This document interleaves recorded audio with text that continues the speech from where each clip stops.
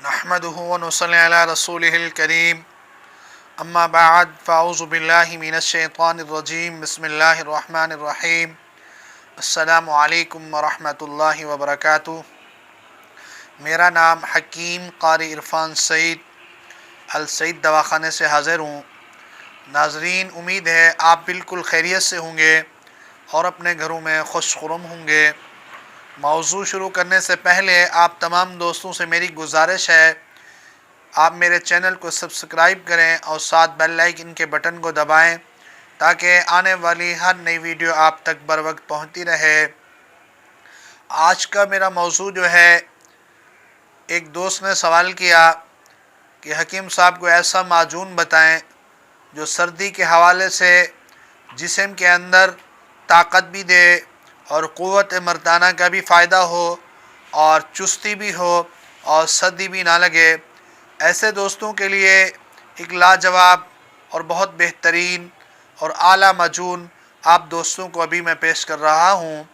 ये आप जब इस्तेमाल करेंगे इंशाअल्लाह सर्दी में आपको सर्दी का एहसास नहीं होगा, बल्कि आपके जिस्म के अंदर ताकत होगी और गर्माइश होगी और क़ुव्वत मर्दाना को भी फ़ायदा होगा और आपके पट्ठों के अंदर भी ताकत होगी।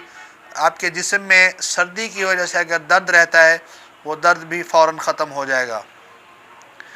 ये नुस्ख़ा आप नोट फरमाएं। इसके अंदर बहुत कीमती अज्ज़ा है। सबसे पहले इसके अंदर आपने आकर करा लेना है 50 ग्राम। एक नंबर असली, उसको आपने देख लेना है कि उस अकर करे की पहचान करने का तरीका ये है, आप थोड़ा से लेकर अपने मुंह में ज़बान के ऊपर रख के उसको चूसेंगे तो आपकी ज़बान सुन हो जाएगी और आपको अंदाज़ा हो जाना चाहिए ये अकर करा एक नंबर है।